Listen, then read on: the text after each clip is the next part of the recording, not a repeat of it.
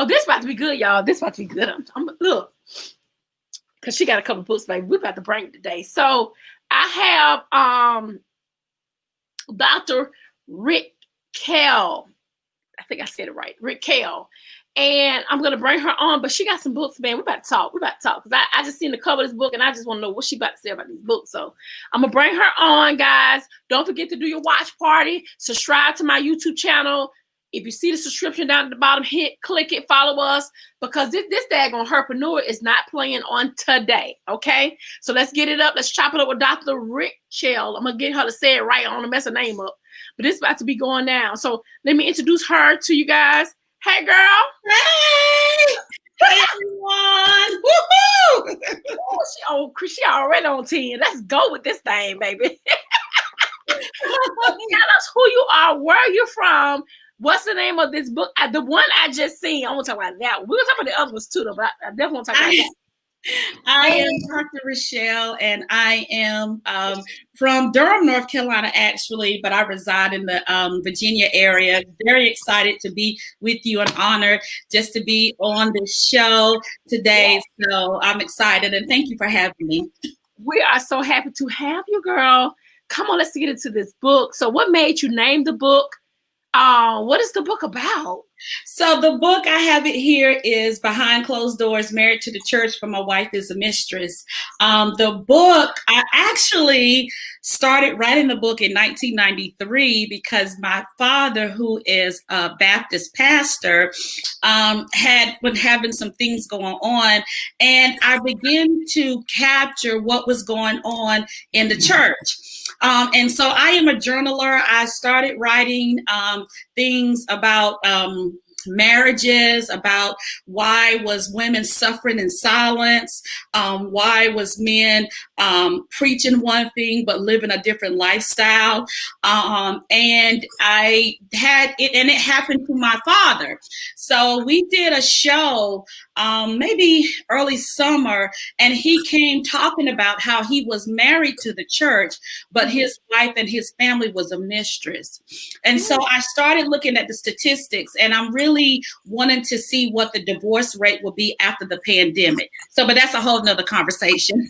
But what I did was I really started trying to understand the heart of a man when they're married to the church and what makes the wife become a mistress.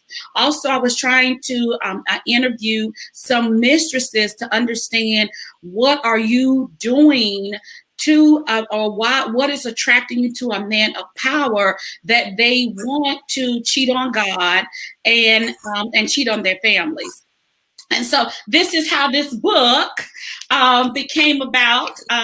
In the book, it has great chapters about the things that happen behind closed doors, right? Because behind closed doors, after the applause, after the benediction, that's when people are most vulnerable. And that's when you have a lot of these indiscretions. They happen right after the benediction. Everybody that's hugging you, they ain't really saved. They ain't really delivered. And so that's when you really see the heart or the character of your leaders, right?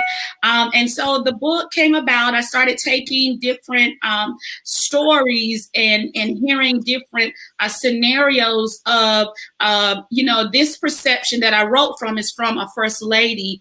And she came and she was talking about handling the wife's mistresses. Now, one thing that you probably don't know about any church is that most women know when their husbands are having indiscretions.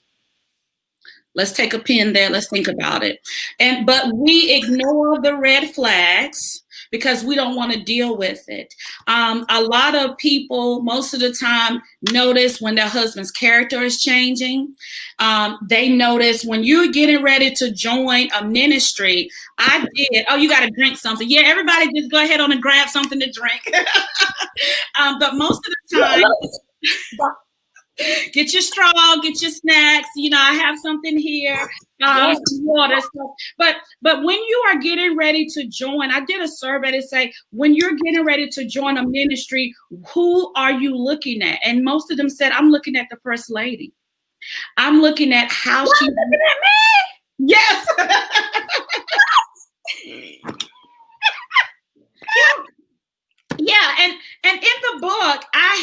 had different people write letters to their first lady, and their first lady was really in a lot of pain. Yeah. They even thought that things was going well. And they was like, you are you are the image of who I want to be. You have a perfect lifestyle. But behind closed doors, baby, she was dealing with the mistresses. She was paying mistresses off. One thing you'll learn about a mistress is that they are now more bolder than when, our grandmothers and all those times. They would hide, and you wouldn't find out about all these extra children until the funerals, right? Until the reading of the wills. But now the mistresses are more bolder. They feel like they have a voice, and they feel like that they know more the intimate details of the man. And so I should have had you last. We should have had you to end this thing. Oh no. We only got like 20 minutes, and I want to hear everything that you gotta say. Well, the thing that I think that we are in the church is that we need to really have open forums to talk more about the intimate things of what's going on behind closed doors. I don't know if it's just me, but we are reading about so many infidelities on social media. We are reading about infidelities or pastors taking their lives, families in uproar, divorces on the horizon. And I wrote this book to take a stand, to say we are going to expose infidelity. We need to put counseling back in the church. We need to be very transparent. We need to really ask the question, why did we get married? I often said we need accountability married couples in the church. And so I wrote this book because the librarian, I'm a dean at a university, and the librarian said that over 20 years it's 7 couples, and they have accountabilities. So you have 7 couples that get together once a month, and they are accountable to each other. They made a covenant to say, we are going to stay married behind closed doors. We're going to deal with these issues. We will not end up in divorce. We will not allow, things to come in. If you got a mistress, we're going to deal with it. And so she was telling me about how the church didn't know how to address a lot of the issues that was going on behind closed doors. So I started kind of thinking about this, and I started pulling this together in my book here, and I started saying, well, what about the vow? What happens in the vow? And she says, life happens, and then you forget the vow. You fall in and out of love. Your marriage goes through seasons. Winter, spring, summer, fall. And you got to really have an accountability couple in the earth that will say, you're going to deal with this issue. So in the book, this woman had no accountability person, the first lady. She was dealing with the mistresses. She was meeting with them, saying, look, and the husband was like, make this go away. I don't want to deal with this. Make this go away. So she would meet with the mistresses. But see, the thing that happened was that, when you first fall in love, you don't really show the person really all that you are. You ignore those red flags. But when you get married, you are marrying their flaws. You're marrying their flaws. And so what ended up happening is that she had a ruthless lifestyle, and she hid it from her husband. She used to be the mistress. She used to be the woman that would prey on men when they go to the gym. One thing you'll find about a mistress, they know their praise well. Yeah. They study them. They study the pastor's favorite food. They're the women who come up and be like, can I fix your food, pastor? No, ma'am, I pitched your my food myself. They're the women that say, I got this for you, pastor. They're the women that always are most of the time in the front with these tight outfits on. That's you finna have me looking at everybody now. Wait a minute now. Where you at? No, but these are the women that you really need to watch because they know their prey. They even make sure that they give the pastor certain types of gifts. I remember growing up in high school, and certain women would give my father inappropriate gifts.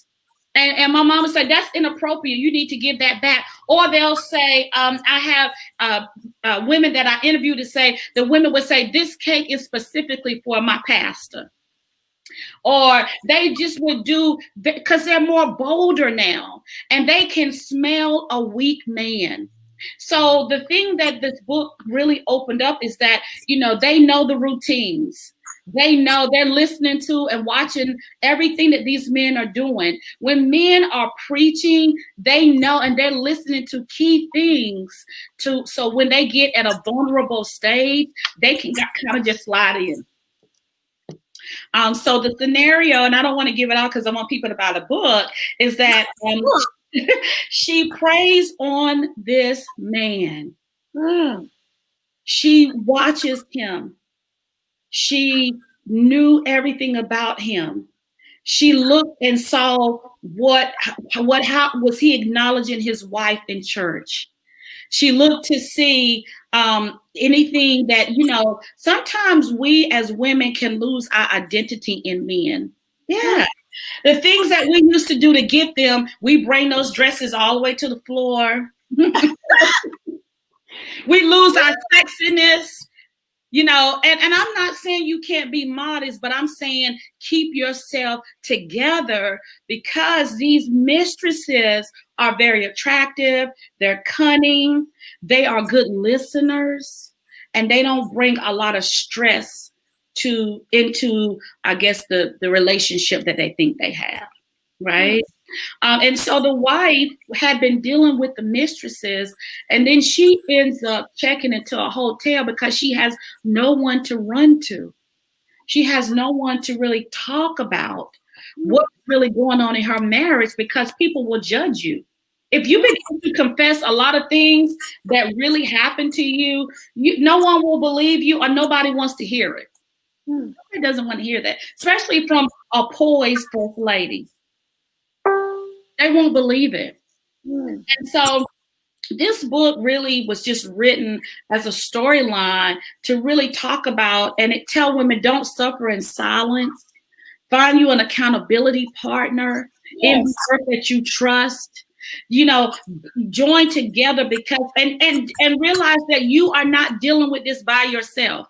That's right. A lot of couples that are struggling with different things. And, let me share something about myself. My dad had me when he was very young, and the church never knew about it. He's still pastoring the same church over 30 something years. I show up at a service. I show up at the service because my grandparents raised me, choir was singing, and he opens the door and I said, I'm your child. Well, no one knew about me. And the flow. So he pulled me in the office and slammed the door. Like, what? Slammed the door. And we sat in there. And at that time, his wife was like, you look just like him. You are his child.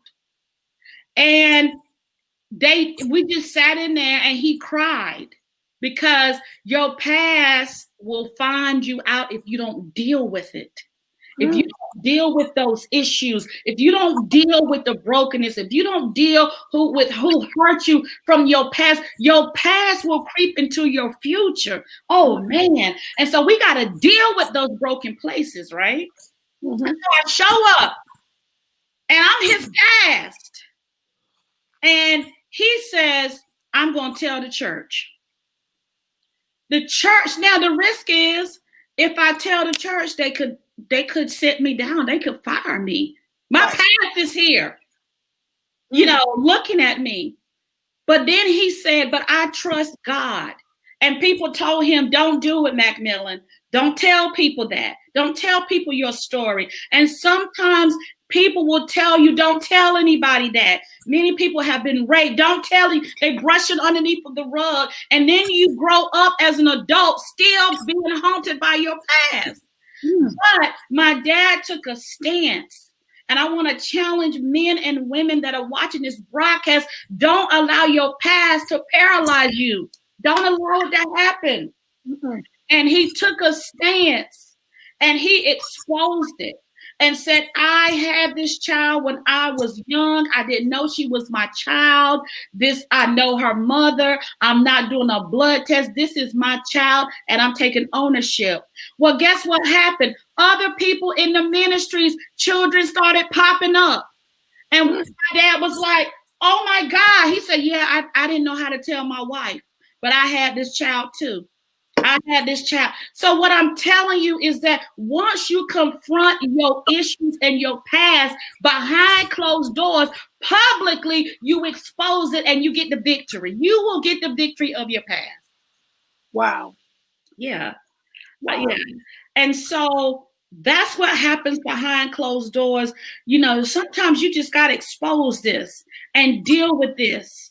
And don't let your childhood hurts haunt you as an adult. You got to deal with that. You got to deal with that stuff. And this is what happened behind closed doors. They never dealt with their issues from childhood. The pastor never dealt with being molested. The pastor never dealt with feeling like he had to be a pastor. Sometimes we take on positions that we never intended and we never wanted. If you talk to some pastors are the most depressed people you ever know. Yeah. They don't, Rob, because they're in the wrong assignments. If you are usher, be a good usher. You know, if you work with children, the best teacher you can be. Be happy at where God put you at and stop trying to take on more than you can carry, right? So this book really talks about leadership roles inside the church, dealing with your past, confronting your past, having an accountability partner.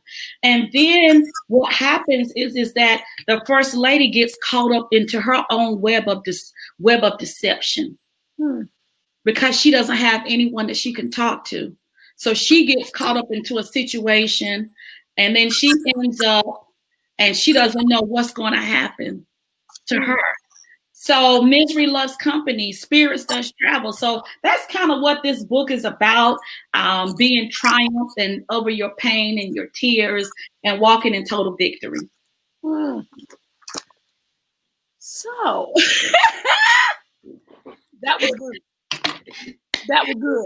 So my question to you, with all the stuff that you have endured and all the things that you went through, what would you tell your younger self at this point in your life? I think the thing that I tell my children is to thyself be true.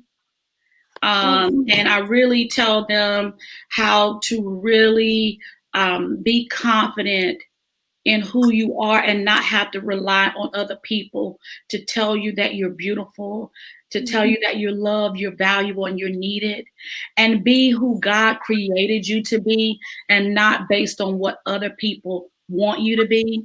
Right. You know, because I went to school in my hearts of hearts when I first went to college. I wanted to be a teacher. I knew that education was where I was supposed to be, but because I was good at engineering, I took engineering classes I hated. It's like I went all the way through all these programs in the wilderness when God was telling me, be a teacher, be an educator, be a writer.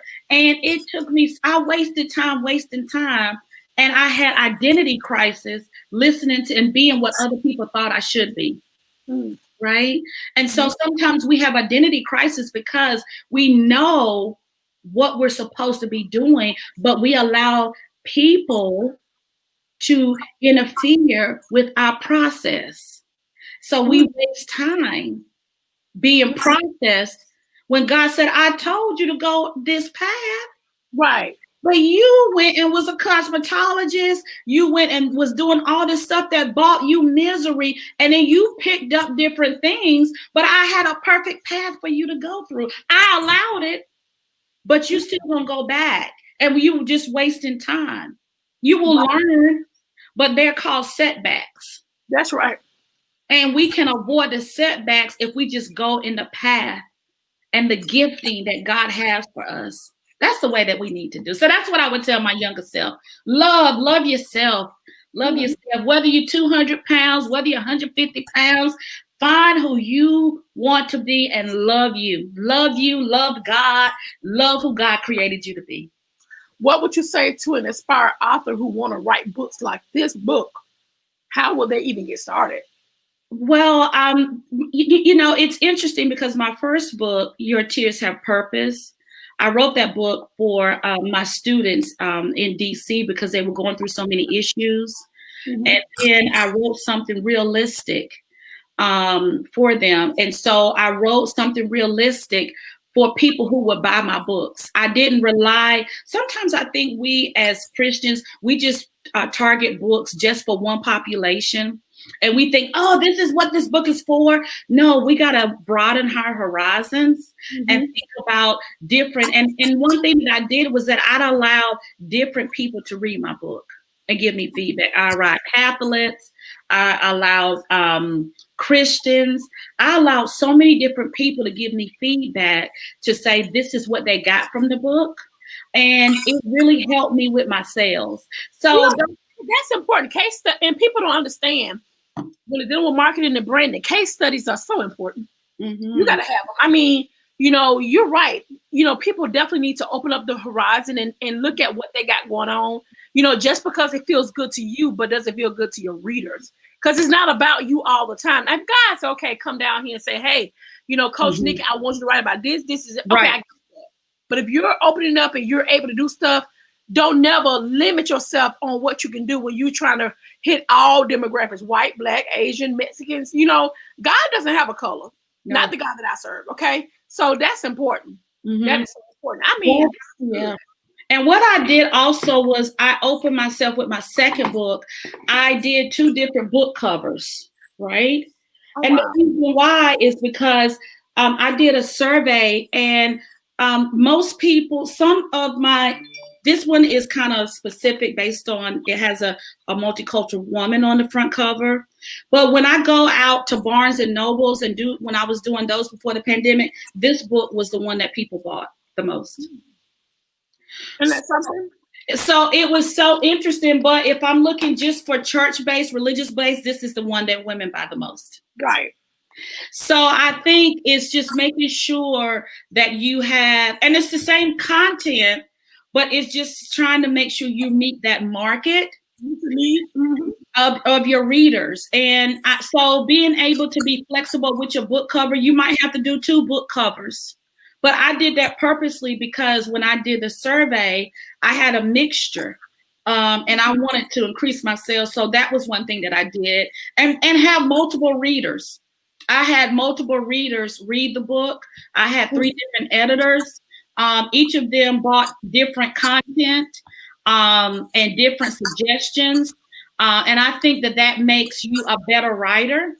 And don't be afraid to go out of your comfort zone. Married to the Church was really out of my comfort zone. But that was the one that the sales just skyrocketed on that one. Wow. Yeah. Well, I'm excited. I'm happy for you, man. I'm glad that you're on here. Can you tell people where to get the book from? They can go to it's on Amazon. All 3 books are on Amazon. Barnes and Nobles has Your Tears Have Purpose. Also, it has All Eyes Are on You to Achieve Your Destiny. So you can get that from Barnes and Noble. You can also go to my website, www.drrichelleresto.org. So you can purchase it there. You can follow me on social media, on Instagram. I do have a YouTube channel that has videos that I put out there. So you can go out there and subscribe. I'm trying to get people to subscribe to that station. That would be helpful. I'm going to make sure I go and subscribe from a girl. Thank you. Thank you so much. Well, we appreciate you and all that you do. I got to get that book, man. I got to get this book. Man. I will show it to your life. I got to get you on this podcast because we got to chop some stuff up because that was just really, you totally got my attention. So I appreciate that. Well, it's good. It didn't end the way that you thought it would end. So that's what I'm hearing from readers. I'm writing the second sequel. That's good. So That's people good. are saying, movies, we already know how it's going to end with Tyler Perry. Listen, that is my goal, to get this book to Tyler Perry, and I'm going to remember you when I have my jet come and pick you up. That's right, girl. Well, actually, you know what? I can connect you to Roger Bob. I can do that. Oh, thank you. Roger, the one who wrote Why Did I Get Married 1 and 2. He's producing. He's a really dear friend of mine. So yeah, so I can definitely hook you up with him. He don't work for Tyler anymore. He does his own movies now, but I'm gonna connect you with him. And then I'll show you a book bundle. What, for each of my books, I do book bundles. Okay. And I'll send you a Behind Closed Doors book bundle. That sounds good. Now, what did you go to a HBCU? Yes, I did. Eagle Pride. I will connect you because I would love to do a story on you. Yeah, let's do that. Okay, all right. Thank you so much. You take care. God bless you. Bye-bye, everyone. Bye-bye. God, that was good. That was good. I like her. Yes, ma'am. Yes, sir. That was a good, guys. That was good. I'm going to get her book. You guys should get her book. Follow her. Let's support. That's the purpose of us doing this. Herpreneur book tour. Stay tuned. Our next interview happens in 2 minutes. Take care.